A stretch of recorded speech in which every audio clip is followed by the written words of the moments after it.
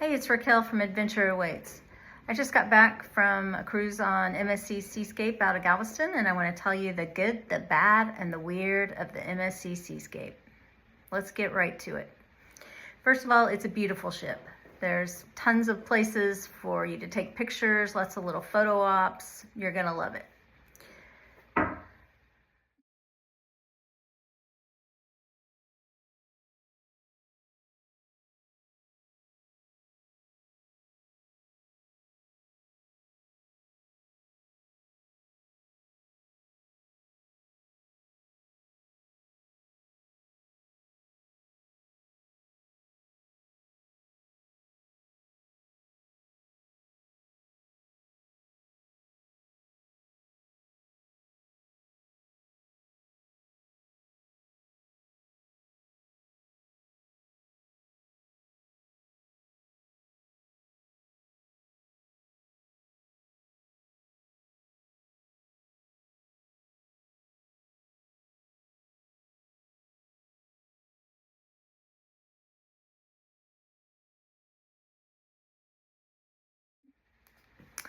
Another thing that's great about the MSC Seascape is the entertainment. The comedian was hilarious. The singers and dancers were very talented. They did a different show every night, so that was kind of unusual or unexpected, I should say. But they did a great job. They had some kind of acrobatic people, the ones that come down on the cords and can do all the things. This one guy was holding his body weight with something he was holding in his mouth. And he held his partner that way too. It was really crazy. But it was neat. So I think you'll like that. There's tons of little sitting areas everywhere. Just different pockets of places with really cute furniture and just comfy furniture. So that was really neat. Debarkation went smooth. It's especially smooth if you have a passport. The sports bar was a really neat place to hang out. We watched the Dallas Cowboys game in there. They have little alcoves, and some of them are bigger than others, and so you can sit in there, and there's TVs in there. They also had someone playing music in there a lot. There's slot machines in there, so you can play slots without having the cigarette smoke, so that's nice too. Breakfast at Ola Tacos was great, and it's a little known secret. So if you get there, I think they serve sometimes like 8 to 9:30, something like that. So you got to watch the time. They'll have it posted outside the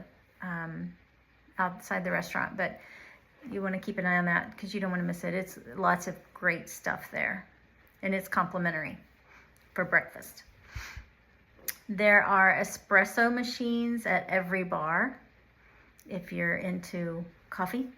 And when we were talking to one of the bartenders, he said that Americans are different than, Italians or Europeans, really. He said that they will drink coffee all morning and into the afternoon, and then they'll drink at night, and they'll stay up really late, probably because they had all that espresso.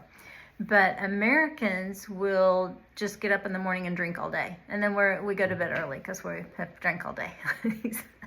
So, because we'll start the morning with mimosas and things like that, Bloody Marys. So anyway, he said that was the difference. But every bar has a coffee and an espresso machine, so you can have coffee all day long if you want to. And the staff was extremely friendly. They were really nice. We had some things come up that we took to customer service, and they were very prompt. They also have a virtual concierge on the app, and they were very responsive to that too. Our friends used that, and so they were able to get things accomplished that way if they needed, like facial tissues or something. And so that was very handy. So what was bad? Really, there was nothing bad. There was really nothing bad. But we did have the 9:15 mealtime, And I think that was because we picked the Bella experience. So MSC has 3 different experiences, and they all, of course, increase in price. So you have Bella, Fantastica, and Aria. And so Bella being the least expensive, you have less perks. I know that with Fantastica, you can choose your room, you can get like room service delivered for free, things like that. So, you know, it's worth checking into if it is going to make a difference to you. But the 9:15 mealtime wasn't terrible. We made it work because we would eat brunch, you know, maybe about 10 o'clock, and then we would eat something about 4 o'clock. We'd go up to the buffet. And the buffet was actually pretty good. And I don't know if it was actually good or if we just liked it because it was different food. You know, we've done a lot of royal cruises and sometimes it's just the same stuff. But this was the same stuff up there, but, you know, every day was the same, but it was somewhat different for us. But the food was good. So anyway, then we would have that late meal time, and so it kind of worked out okay because we would go to shows before we went to eat, and then, you know, we would maybe go to the casino after we ate or walk around, just anything. So it was fine. On deck 8 is where you'll find the sports bar. Ola Tacos is there. There's I think there's some shopping there too, but you can go outside. There's doors, like through the sports bar, there's a door out, but there's a door on the other side too. I can't remember what you go through to get there, but there's a door out there. I think it might be the Loft Cafe. Anyway, but there's smoking outside on both sides. I'm used to it being on one side or the other, but this was smoking on both sides. And so that's great if you're a smoker, but not so great if you're not a smoker. But still, not the end of the world. Okay, so this was a little hard for us to get used to at sometimes.